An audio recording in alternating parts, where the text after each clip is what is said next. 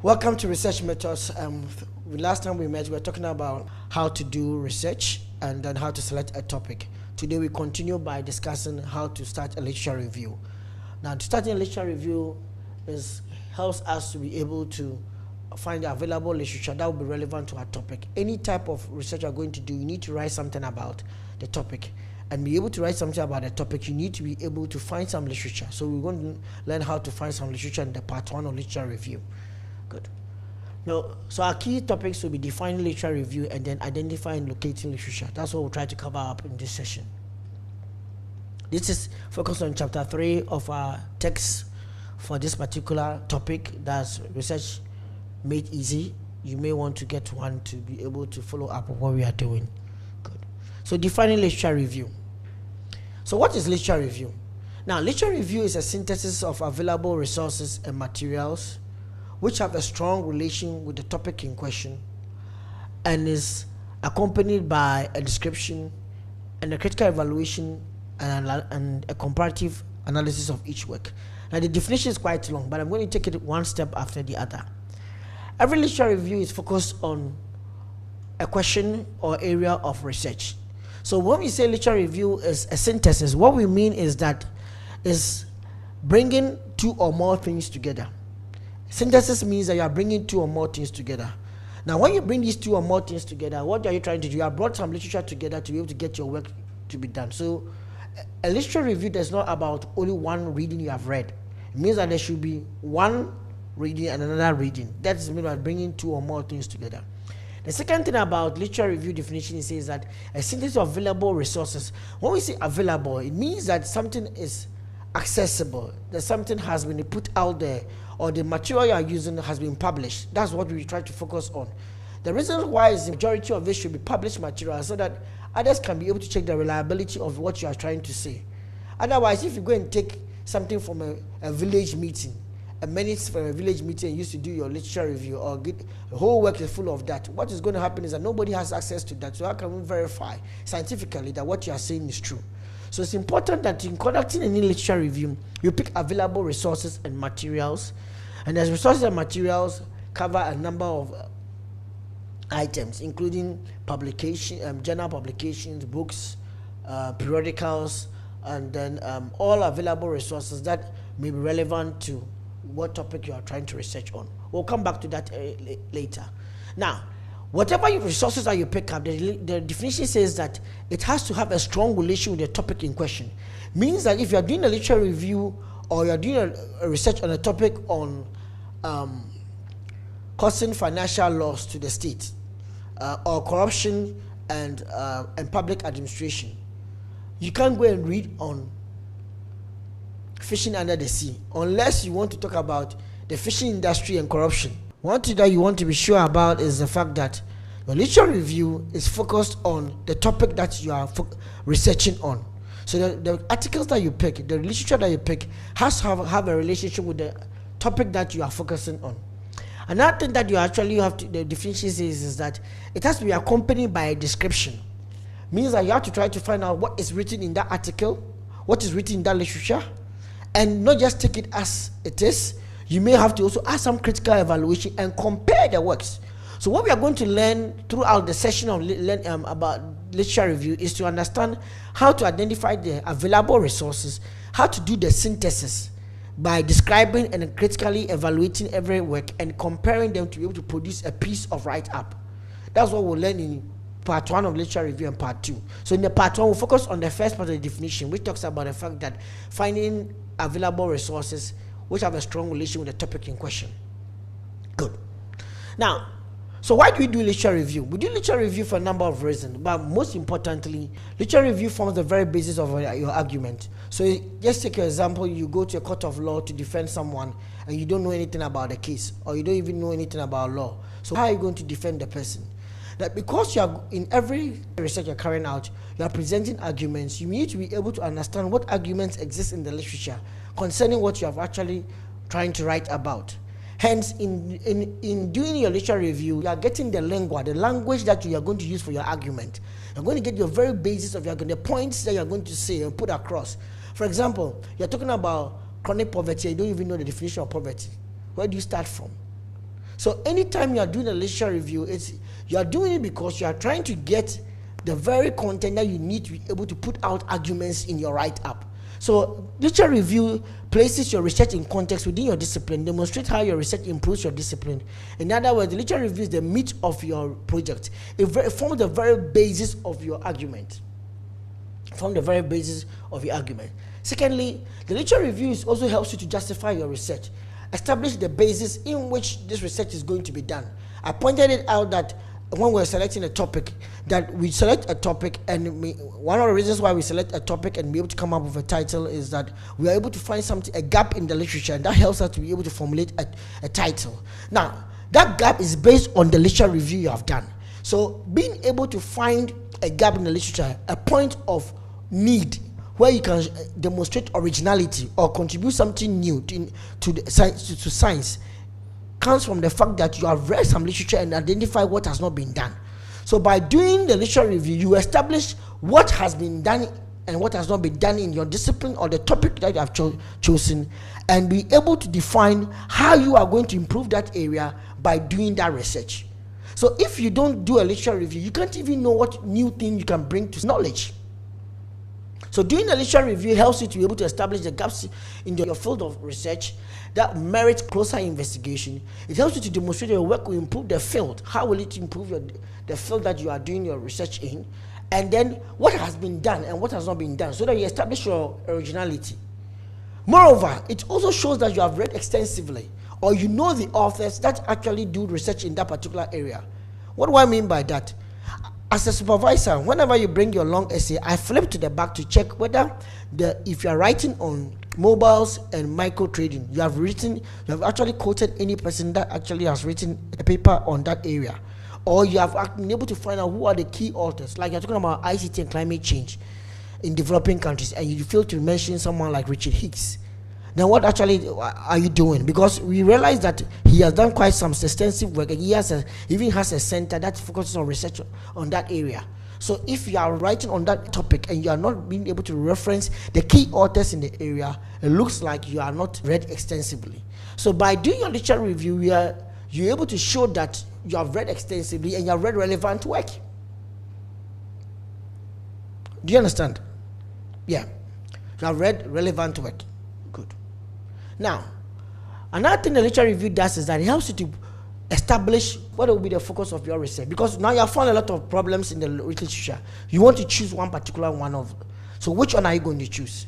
The second thing is that it helps you to ask questions that you may have not thought about when you began. For example, you want to do a research on sociocultural factors that influence employee productivity, and you start by thinking that it's all about let's say culture, and cultural norms is affecting employees' productivity. Then you get to the workplace, you get to the literature and realize that, oh, there's too much work on culture and work productivity. Maybe if you look at supervisor relationships or job design, it may be interesting. It means that the questions you didn't think about earlier, when you started, that you, out of interest or out of a problem you have seen in the company, you want to go to look at sociocultural issues in affecting productivity. Now you are realizing that there's a whole new area that needs research, which has to do with job design and employee productivity. So you want to research in that. So the literature review process helps you to establish new questions that may have not occurred to you, and also helps you to build a knowledge base for the future. Good. So what then is the process? How do you identify the literature to be able to do the literature review? Now, the literature review has a number of stages. The first stage is select and refine a topic, identify and locate literature, ensure relevance, record and retrieve, review and summarize, and write. Now, these 6 steps play a very key role in every literature process. So what you are trying to identify here is to understand the activities that are carried out in the literature review process. 1 is selecting and refining a topic, 2 is identifying local literature, and 3 is ensure relevance. Now, the first 3 steps actually have a link with the definition that the first part of the definition that we are trying to do today. Let's look at it again. The definition said that literature review is a synthesis of available resources and materials with a strong relation with the topic in question. Now, how do you start the literature review? It said a synthesis of available resources and material with a strong relation with the topic in question. Means that before you start any literature review, you need a topic. Because what are you selecting the literature on if you don't have a topic? I hope you understand me. So the first step means that you have to have a topic before you start a literature review. Every literature review starts with a topic. Every literature review starts with, even if the topic is broad, it's even relevant, it's even good. Because you still have to have a topic to be able to begin a literature review. A topic is the starting point of a literature review. Now the second is identify and locate literature. Synthesis has to synthesize, means that you are bringing two or more things together, two or more literature together. So if you don't identify the literature, what are you going to bring together? The third part, it says that ensure relevance. You cannot choose literature that are not relevant to the topic area. Just as I said that if you are doing public administration and corruption, you cannot go and choose literature on fishing under the sea. It has no relationship. Unless the fishing industry is now corrupt and you are going to bring public administrators there. But that one is even far-fetched. Don't try to do that. So what we will say is that every topic that you choose, you select literature that's relevant to the topic so that you can be able to ask questions on that particular topic. So that is why we have the first three steps. And this session, the part one of literature review, are looking at the first three. Select and refine a topic, identify and locate literature, and ensure relevance. Then in the next section, we can then look at record and retrieve, review and summarize, and then write. Okay, so what does it mean? We have talked about how to select a topic, so I don't need to go about that. But the next thing that we have to think about is identifying the literature. There are different types of literature that are relevant for every academic study. So as a student, you should ask yourself, or as a researcher, you should ask yourself which literature will be relevant to the type of work you are doing. Now I have to put a question here that it all depends on what you are writing. For example, if you are doing a literature review for a long essay or a thesis, and you are now starting your work, one of the things that will be very important for you to be able to get your work done is to read scholarly journals. Journals play a very key role in every research activity because they present the contemporary perspective of the issue that you are trying to research on and a contemporary critique. Good journals may have been reviewed by at least 3 people, the editor of the journal and 2 other reviewers. So by the time a case is published, it has received enough critique for it to be refined and validated scientifically. Remember what I said about what research is? That the scientific community is the one that defines that a research is acceptable. So basic research gets its success when it is what? Published. So anytime you go into a scholarly journal, you're actually seeing works that have been published, has gone through some rigor. Not all journals are good. We'll talk about that later. But I want to just emphasize here that the journals that are very good for your academic study, by consultation, in consultation with your supervisor, you can give you some direction on which journals are good for your discipline.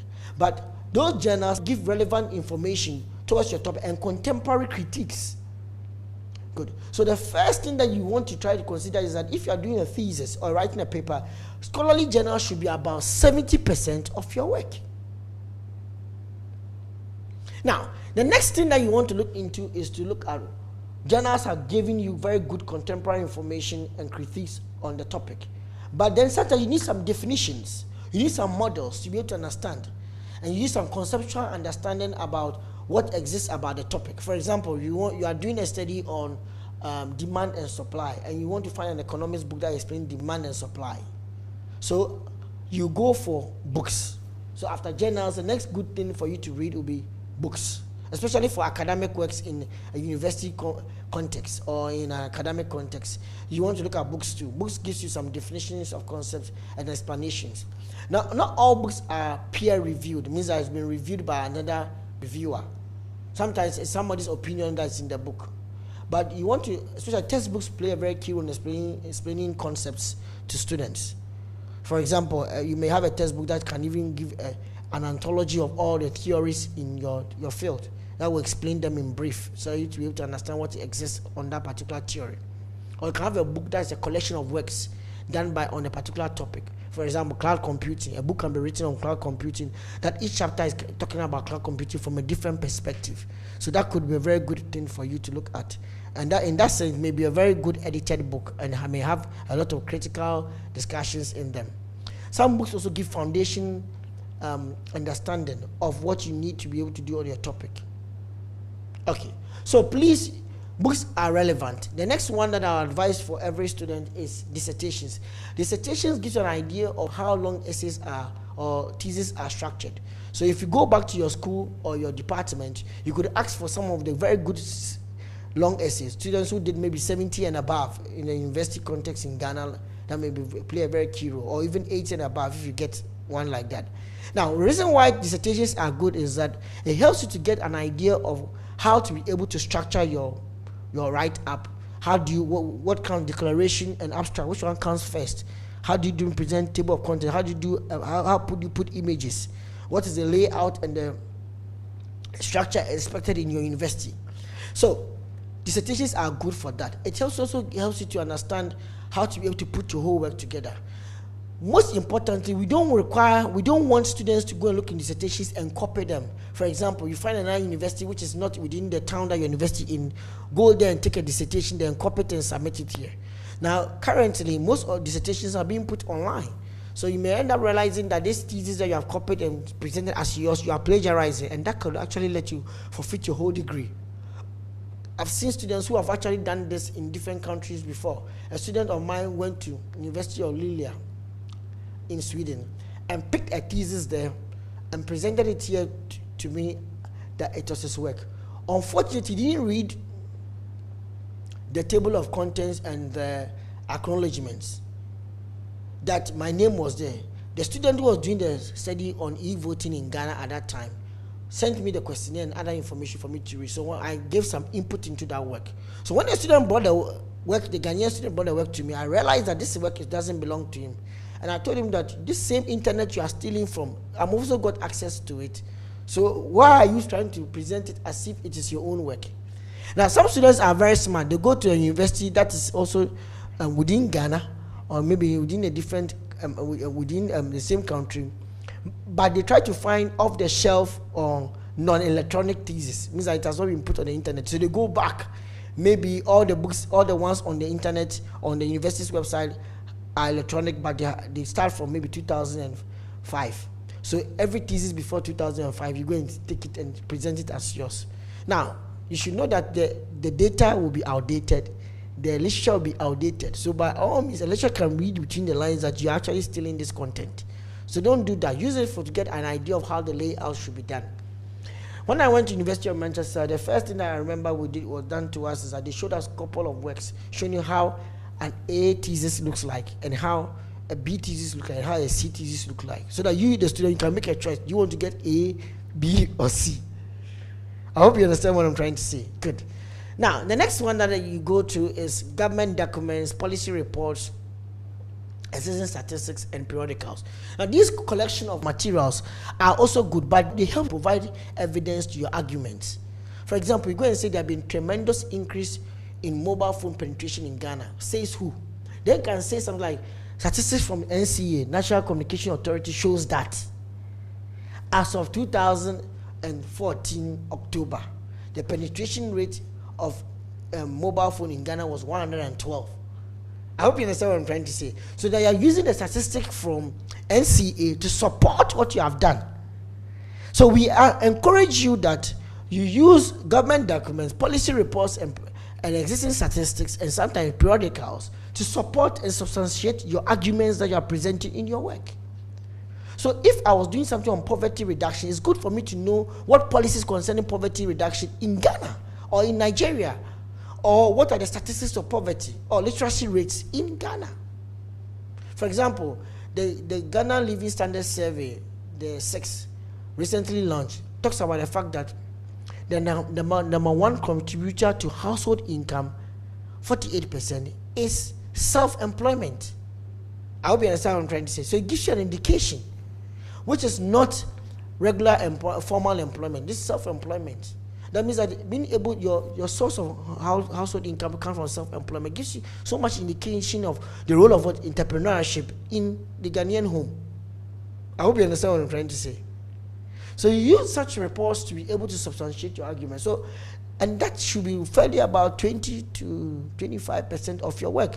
Because how would we read and understand your work if we can't find any relevant industry report in your work? It means that is your work being done outside industry?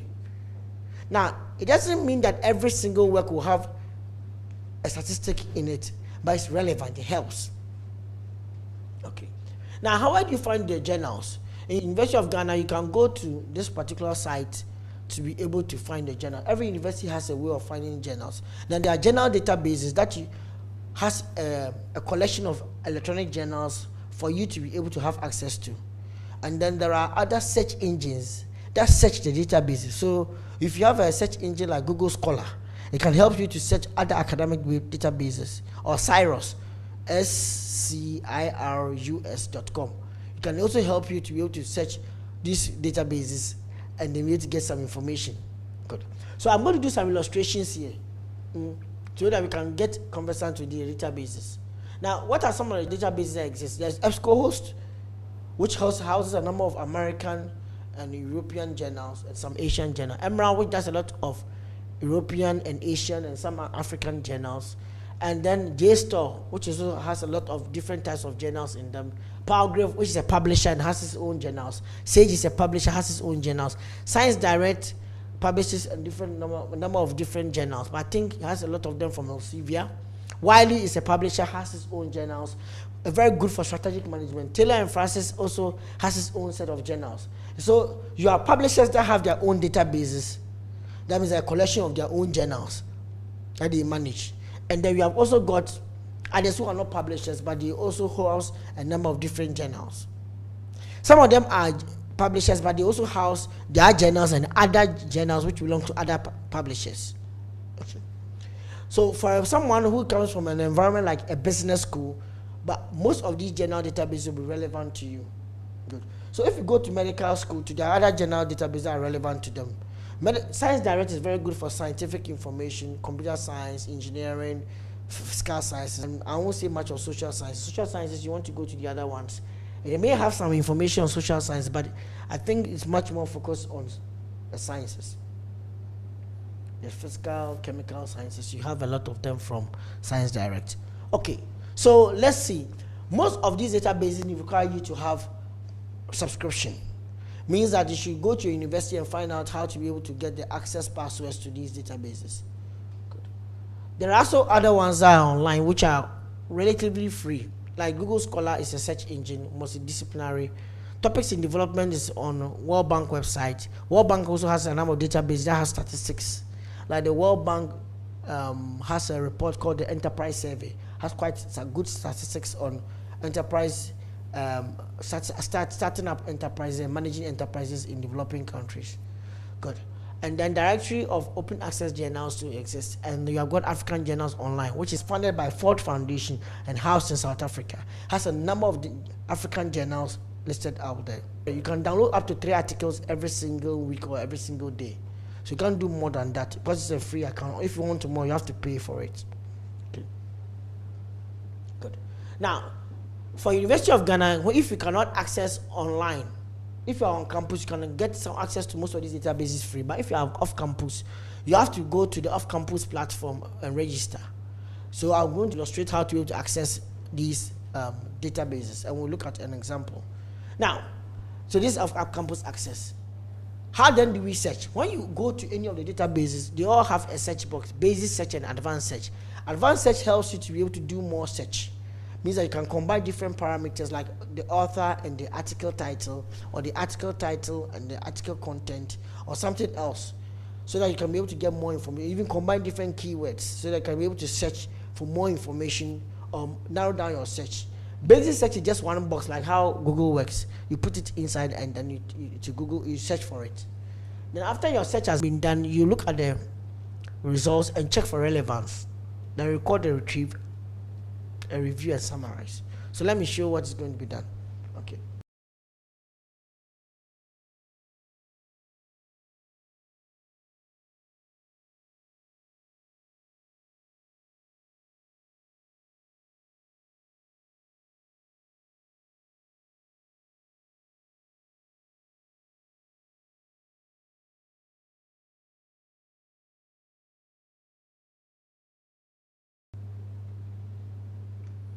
So we type I'm using University of Ghana as an example.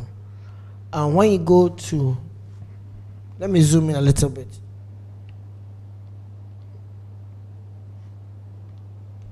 Okay. So University of Ghana.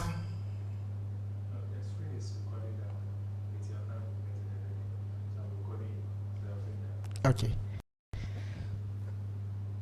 Excuse me. So let me just take us through. When you go to University of Ghana website, under library, you have got BAM Library, institutional repository, online catalog, research guides, off-campus access. Off-campus access will give you access to all the information, the databases that you need, but you need to have a password. So that's what it's going to do for you. So I'll go to BAM Library, and on the BAM Library, I can have access to the university's website. Okay, and underneath you have resources, you have general databases. I can look at general databases by subject. They have tried to categorize them by subject, or I can also look at it by A to Z. So I'll choose A to Z.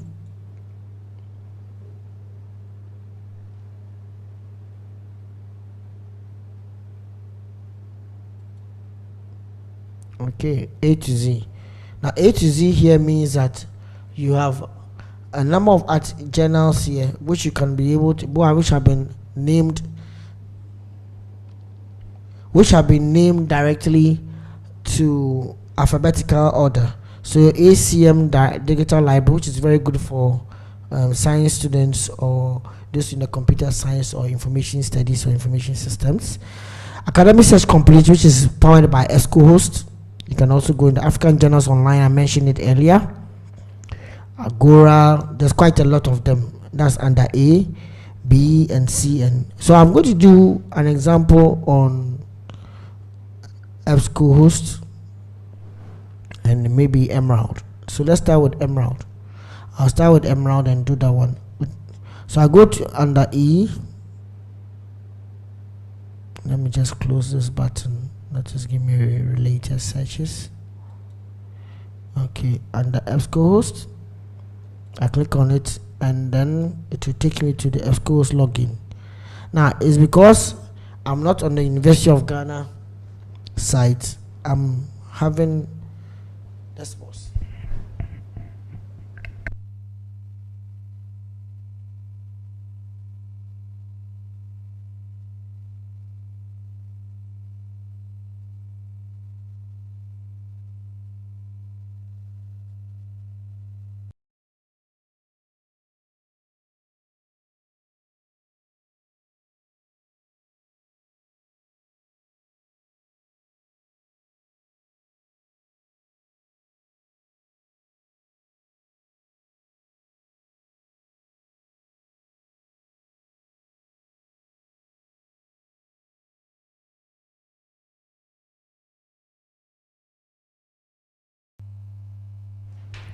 So on the University of Ghana, you can go to University of its website. You can go to the University of Ghana website and then visit BAM Library to be able to learn how to be. Oh God.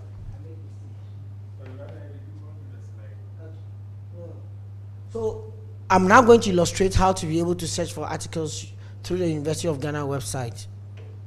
So first of all, we are going to leave our slides here and then go to our browser. Okay, so this is the University of Ghana website. Under library, you have BAM Library. You can click on BAM Library. And sorry, I've got Flash installed. So under that, you have got electronic resources. You can see that you have got research guides, general databases by subject or A to Z. Click on A to Z. And A to Z starts from ACM Digital Library, which is very good for information system students and information science students, and then computer science students. You go to Academic Search Complete, which is by EBSCOhost. Now, because we are in the university network, if you open any of these, we are now A will give us A database or journals that starts with A. Then we go to E so that we can get Emerald. We got EBSCOhost. So that's Emerald there. Now, because we're on University of Ghana campus, when you open, it takes you straight to the EBSCO's page. The first page shows you basic search. Now, under basic search, what you also tend to realize is that you have articles that you can easily search through the database and get the articles you're looking for. First of all, you have basic search here, you have got advanced search. Now, zooming in a little, you realize that you can type your whatever you're looking for under basic search, but advanced search will give you something better than basic search. It will give you opportunity to use a Boolean logic like AND or. For example, look at this. I could choose where I'm searching, whether I'm searching author, title, subject, or different things here, and I can combine two topics. So if I can put in here on corruption. Now, as you start typing in, it will give you some suggestions. Corruption, I can put in here Africa. Now, it's very fast in responding to whatever you type in. So if your internet connection is also fast, you can be able to search and get your articles as soon as you type it in. Now we are on University of Ghana network, so you see University of Ghana here. Now, if you're outside campus, you have to use the off-campus access, which I'll demonstrate later. So when you search, what you end up having is corruption articles that include Africa or have Africa in it. Now, I can either say corruption but not Africa. So what I'll do is that I'll choose a different variable here if I want to remove the non-African one from it. Oh, sorry. Yes. So that means or will give me both corruption articles and African articles, but I want corruption and Africa. So I'm just trying to do corruption in Africa. So what do I get here? I have 1,852 articles. Now, whether the articles are journal articles or periodicals is another thing, because I have to check on. Because one interesting thing about EBSCO is that it can give you periodicals like Economist magazine, and it can also give you information from Time magazine and other forms of global periodicals that exist. So on this small button right here, to open another button for you to refine your results. So I can choose full text, means that articles that are ready for you to download. Then references available, those ones which I've got their reference list available. And then I could choose scholarly journals so that I can narrow down to what is academic. Now, if you look at it right now, it means that I've got articles starting from 1976 to 2015, quite a lot of them. Now, I've narrowed down to 373 from the 1,852. So it's good that you can refine your results. Don't you search, it's always good to refine your results. Now, the first one is an article called Corruption in the Modern Day Africa, a Possible Remedy, Journal of Pan-African Studies. Then another one is a possible solution for corruption in South Africa with the church as an initiator. That's interesting. So that one is from a Theology Studies Journal. And then you have another one saying extraterritorial approach to anti-corruption. Now, what you realize is that a review of frameworks and implementation challenges. All these first three articles are talking about how to combat corruption, but coming from different perspectives. One is on a possible remedy. Okay, we have to click on it to look at the article in 2014. We have to look at the abstract. We have to get an idea of how they are going to do something about it. Maybe education may be suggested. Another one is about the church and its role in combating corruption. Another one is extraterritorial approach to corruption, integrity and public service ethics in Africa. So you realize that as you start going through the articles, you see different aspects of corruption, and it gives you an idea that if you want to do something on corruption in Africa, you can have different perspectives. Somebody can do a research on corruption in Africa from the church perspective, but corruption from the Ghanaian church perspective, maybe looking at Ghana as churches in Ghana and how they can contribute to curbing corruption in Ghana. So that could be a topic that you could research on. Sometimes looking at the articles or reviewing the articles on the screen can give you an idea of subtopics or what are the key gaps that are research that have been done and what has not been done. So I can see here that there's quite some research on church. There's one research on church and and corruption. I'm seeing another corruption as an institution among small businesses in Africa. That's another thing. They worship in churches. Another issue about church again. That's interesting. So you are seeing there's some research on church and corruption in Africa. So that means that if there's not much on Ghana, because we have seen one in South Africa, there was another one that was earlier pointed out. You could also bring the Ghanaian perspective on church and corruption in Africa. That's a very interesting way of looking at it. Because now corruption is African south of the Sahara. That is also coming from another perspective, a facilitator or handicapped development. That's another view. That means more about the effects of corruption. The other ones look at combating corruption and look at the effects of corruption. So you can also look at this any corruption in Africa through United Nations inspections. That is another way of mitigating corruption. A state of human trafficking and human rights issues in Africa. Now, if this is coming up, there's no corruption in the title. That means, but doesn't mean that the topic doesn't discuss corruption. It means that it's actually on human trafficking and human rights issues, and there's maybe some underlying factor about corruption. So we are aiding it or trying to find a way of how point out how corruption has led to these issues. Local determinants of U.S. outward FDI into sub-Saharan Africa may have a link to corruption. So you can continue on. Now, another good thing about EBSCO is that it can also give you a way of narrowing down to academic journals, not just scholarly journals, but separating the book reviews from the academic journals. You could also narrow down to other subtopics. For example, if you look at the thesaurus terms, you can see that these are subtopics within the search that you have done. Economic development. If you want to look at corruption and democracy, I've got 60, and the petroleum industry. I'm interested in petroleum industry, so I'm taking on that. And let me see what I'll get. Now I have only 13. Oil and armed conflicts in Africa. So now you see I've got that. And then oil corruption and the resource case. Addressing oil-related corruption in Africa is a push for transparency enough. You see, when you start narrowing down, you can get different perspectives on the same topic that you want to research on. Sometimes by looking at this gives an idea of how to be able to map out or categorize your literature. If you're downloading these papers, you could actually download them based on the themes you are seeing. The ones on the church could go in one folder. You can also download them, and the ones on oil could go to another folder. The ones on economic development could go to another folder. Good. You see, a second scramble for Africa's oil. There's so much China's oil diplomacy in Africa. There's so much on that pointed out here. Categorizing then helps you to have a first level of screening of the topics that you have had. So if I was writing and I have a folder on church and corruption and I have another folder on church, on oil and corruption in Africa, what I could say is that research on corruption in Africa has been studied from different perspectives. Some authors have looked into the church and its role in mitigating corruption in Africa. Others have also looked at UN inspections and how it can curb corruption in Africa.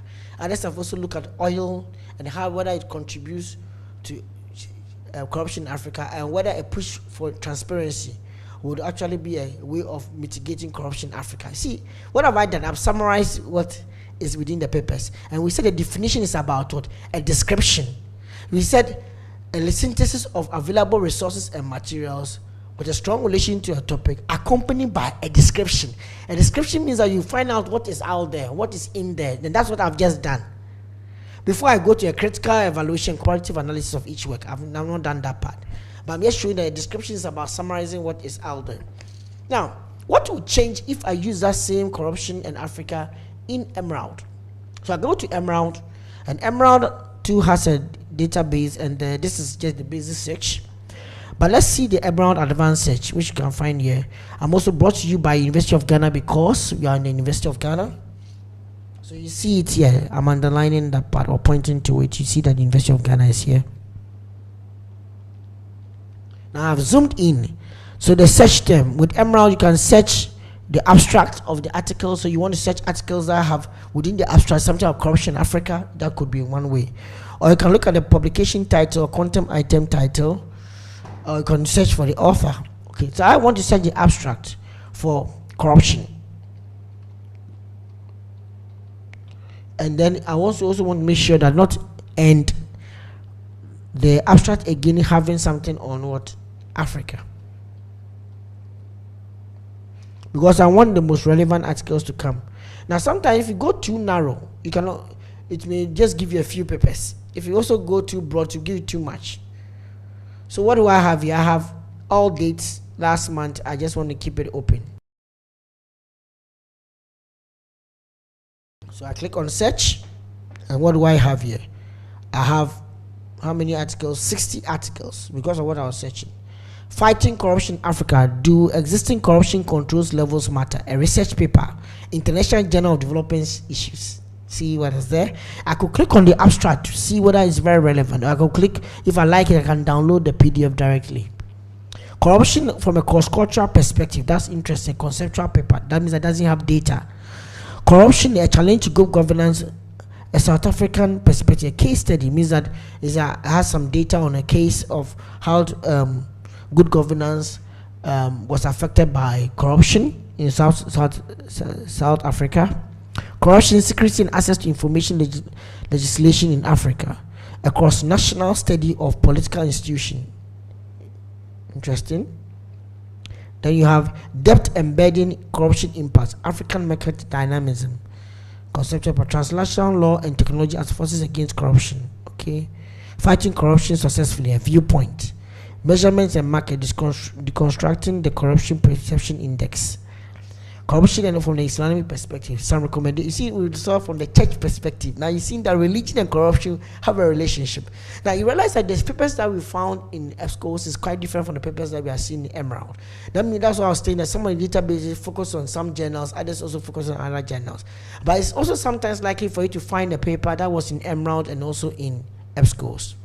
The more journals you use, you also increase our ability of finding different articles which contributes to the richness of your writing or of your write-up. Otherwise, you have only one type of articles that you may not have other perspectives. These ones are bringing other perspectives. You have seen from the Islamic perspective on the resource cares and private investment. We saw something like that earlier. Then there's quite a number of curbing financial crime among third world elites, and there's a lot of them. Okay, so what we have seen here is that as soon as you open it, you find out your article. You can actually open up, for example, there was one on Islamic. Let's see, there's one on Islamic. Let me see.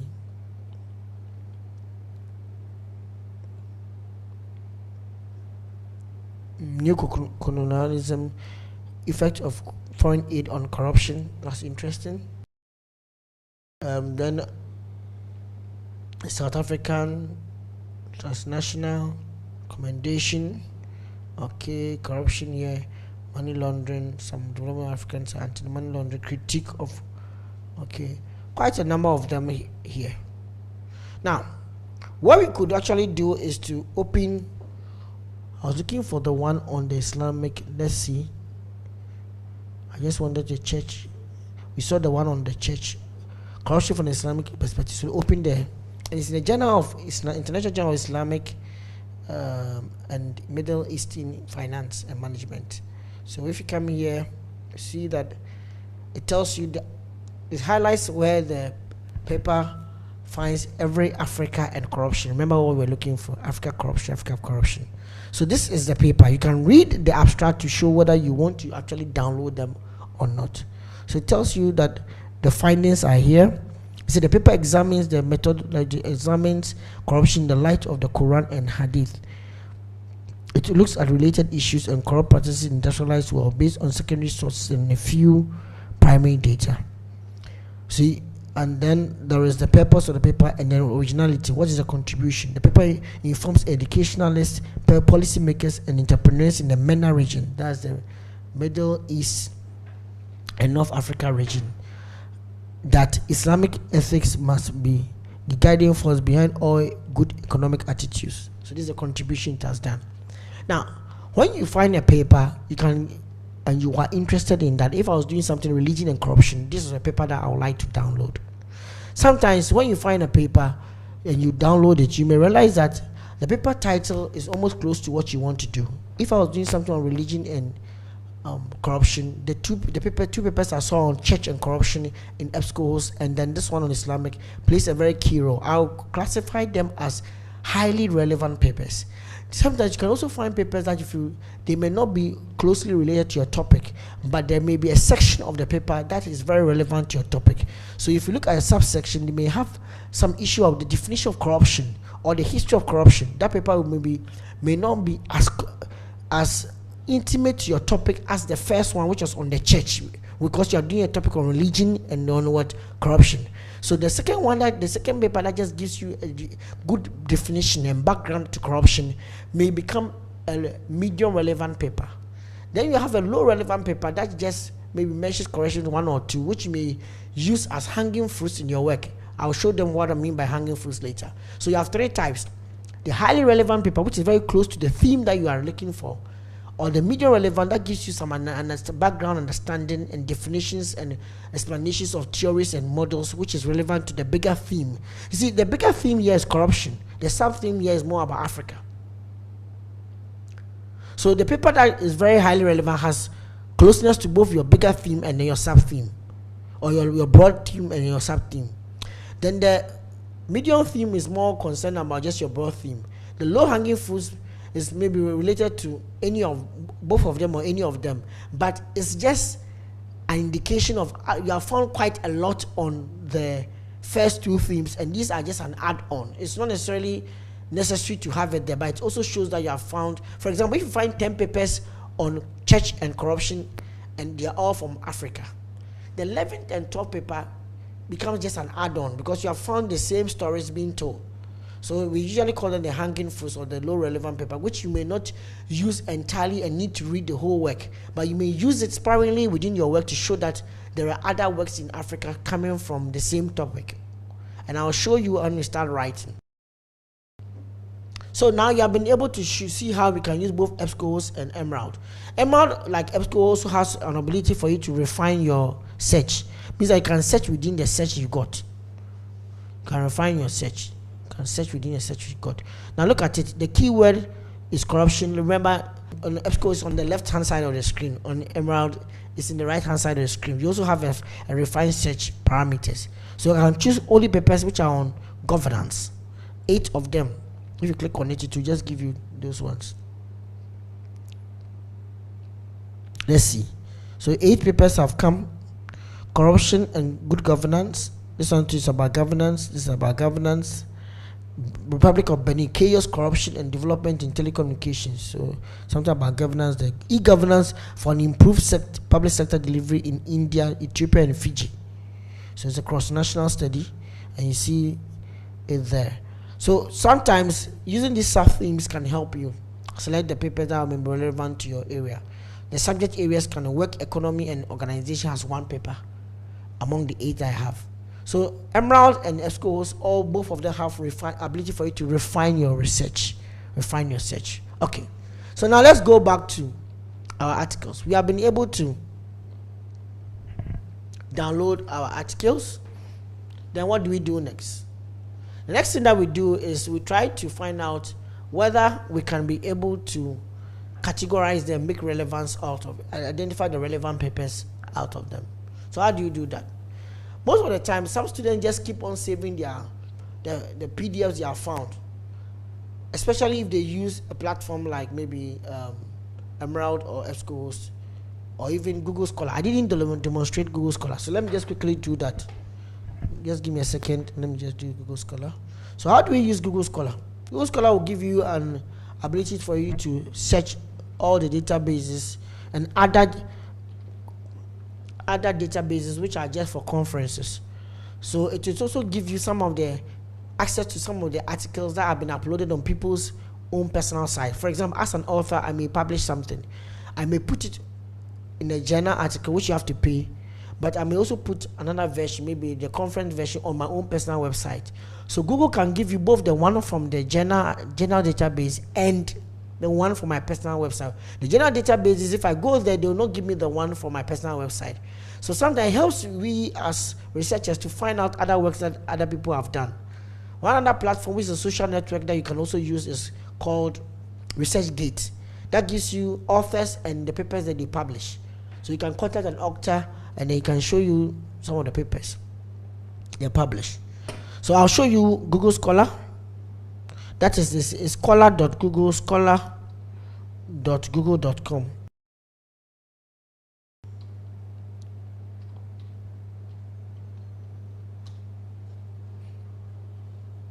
So that is it, and I can type Corruption Africa again.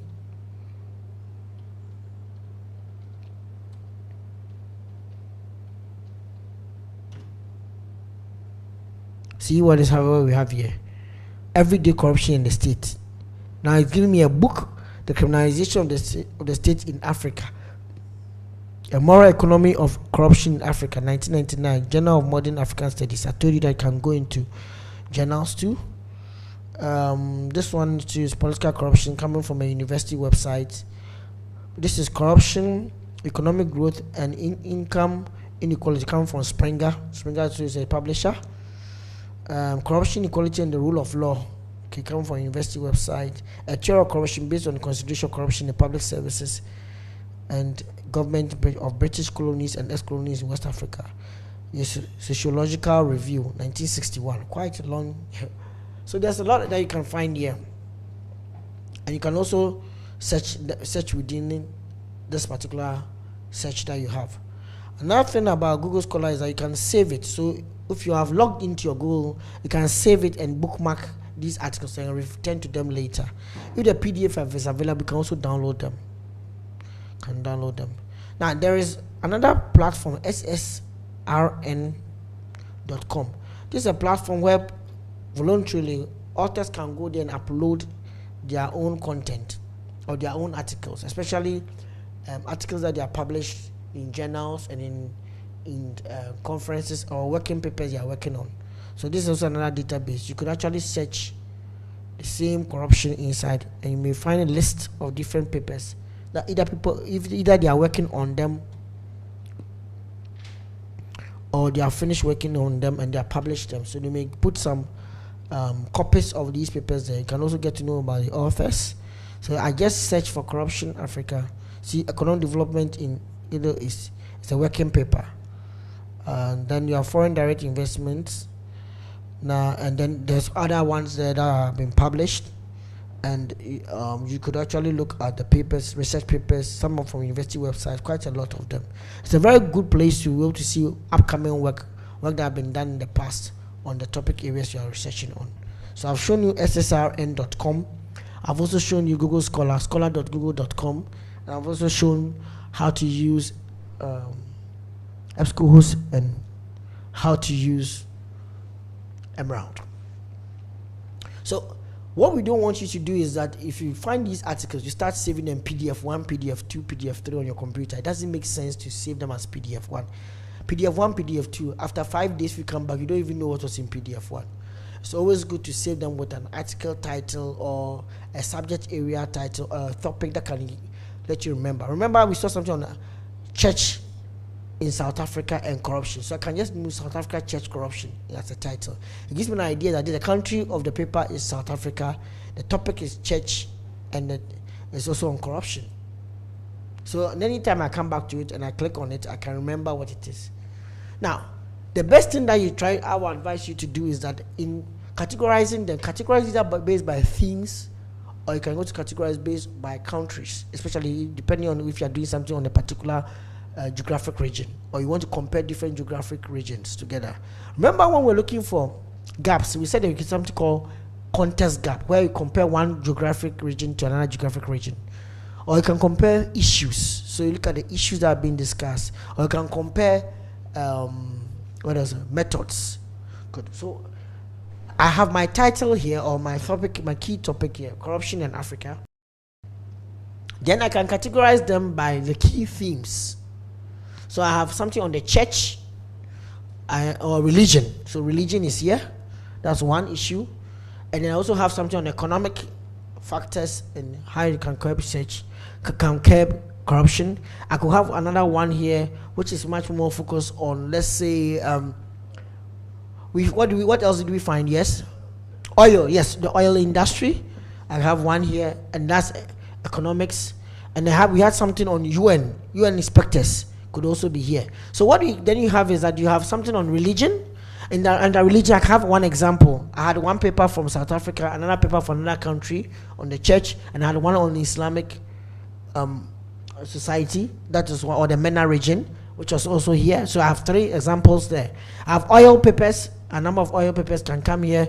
That's oil. And I have on economics, cybercrime, economic financial crimes, and other topics that are related to economy and finance and corruption. And then I also had something on here that has to do with the UN inspectors, or the role of international institutions in mitigating or external institutions in mitigating corruption in Africa. So I could have them here. So you can put your article in here, and which could be corruption in Africa, and then put your key themes. We had one on oil, which can be idea 3. Idea 2 could be religion.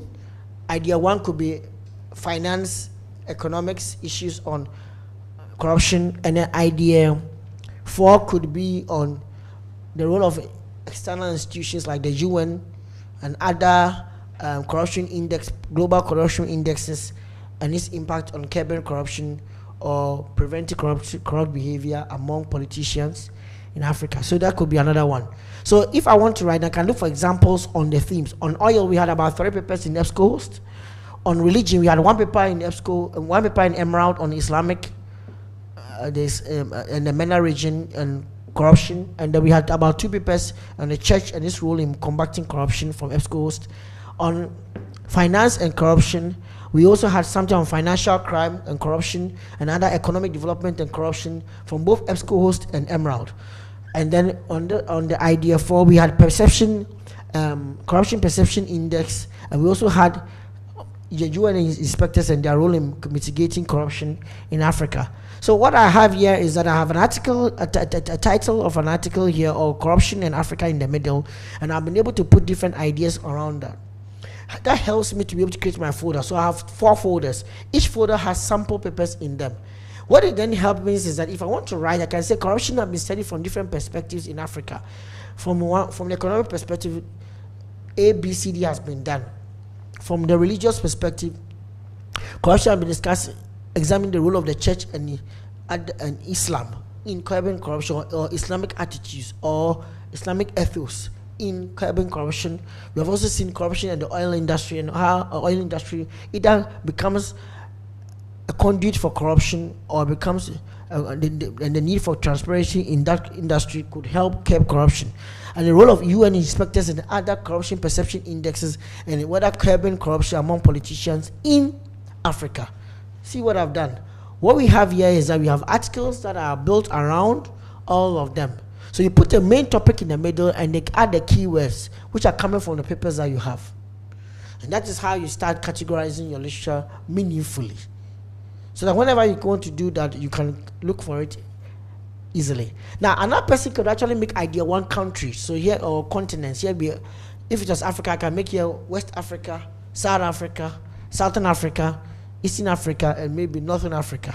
So the ones on the Islam will come here. The ones on the church from other West Africa or from Eastern Africa will go to their different categories. The ones on Nigeria may go to where they belong to. Now, what I've done is to categorize them based on countries. But sometimes it's almost good, it's better to categorize based on the issues before you start thinking about countries. Because the issues helps you to understand the things that have been discussed. Then after that, you can do it based on the countries or based on the regional distribution. Okay. Now, when you have done this, you have to do something we call an article summary. Because the articles are plenty, sometimes you have found about 20 articles. The question is that each article may have 15 pages. 15 times 20 is 300 pages of reading you have to do, which is quite difficult for any person who is trying to do any long essay to finish reading all of them before you start writing. What we advise is that you could actually do a quick read for each of the articles and do a summary. An article summary helps you to be able to identify what are the key nuggets or the key issues or key points of relevance from an article. So you open the article, you write the name of the author on a sheet of paper. This is only 1 page. Then you look at the research question, which can be found in either the introduction or the abstract. And then you can find the research framework that was used, which is any model that was used, what methods did they use in collecting the data, what are the key findings and the conclusions, and what are the gaps for future research. We pointed out that gaps can be found in the introduction and then at the end of each academic paper, at the end of it. So you can actually compare these two parts to be able to get some gaps for your work. Now, and if you are using Emerald, let me go back and show you something. If you're using Emerald has a very interesting way of doing some of these summaries for you already in their abstracts. For example, if I go to find this, what is corruption corrupting? A philosophical point of view. This is a conceptual paper. And this one is to be corrupt or not to be corrupt. Understand the behavioral side of corruption in Indonesia. So this one I've gone beyond Africa. So let's see. If I click on the paper's abstract, it will give me an outline of how papers are summarized. So you see, the purpose of this paper is this paper, which is based on the author's study, is to shed light on the behavioral elements of corruption, in particular to decision-making processes undertaken by potential offenders, to construct a solid basis for effective corruption eradication strategy in Indonesia. The study examines corruption in Indonesia in the past 2 years. So at least you see what Emerald has done here is that they have summarized the paper for you, the person, to come and do a quick read and then identify what is key among them. But what I expect us to learn is Emerald tells you the purpose, the design, findings, implications, practical implications, research implications, and originality and value. In the same way, when you go into the journal, when you go into your own article summary, what I want us to be able to appreciate is to be able to do something like that, but not to copy Emerald's own, because we want to open the article on our computer before printing and identify the page numbers. What page number did you see the framework? What page numbers did you see the research method? What are the key things that you are seeing there? Is there a definition for, you are looking for what are the key nuggets in the article that you can use later in your write-up. For example, on page 22, there's a definition for corruption you are interested in. Maybe there is a cultural definition and then there is an economic definition. So you can then make a note of it. When you do this for all the different training papers you have done in just one sheet, it makes it easy for you to do reference them when you are doing your write-up. When you don't learn how to do this, you end up trying to go through everything, read it, and you forget which page numbers when you start writing. So writing your literature review is always based on what you have read and what you have been able to summarize. So this one sheet helps you to be able to identify what the key issues that are in each paper. So you open the book and then you start identifying what is the key issues in this paper. And by the time you start your work, you have actually been able to get what is relevant for your work to be done. Okay. So if I was writing on corruption, I could actually do one sheet on a paper, which is like the Islamic paper we saw or the church paper that we saw on corruption. And what we can actually do is that I can get to know the name of the author, the problem or the question that he has. You can find some of them in the abstract, but I'll go beyond and open it to go through the paper, find out what are some of the key issues that have been discussed, the methods that have been used, the conclusions that are relevant to me, and then the key gaps for future research. But I'm trying to do it in one sheet, so I'm identifying the page numbers and making notes by the side of the page numbers so that I can refer back to them later. That is a good way of doing a summary. So for our practical assignment, which we give out all the time, what we want you to do is to go back to Emerald and then download this paper. Look for this paper, mobile phones and micro trading activities, and then download this particular mobile phone and micro trading activities, and then use this article summary to summarize it and see whether you can be able to learn how to do it. Okay. When you finish, bring it to you can be able to appreciate how to summarize a paper, compare it with you trying to read the whole paper before you could have the same understanding. You can do it in 1 or 2 times. You can help you to be able to polish up your skill. Okay. So thank you, and we'll meet you next time to discuss how to write your review.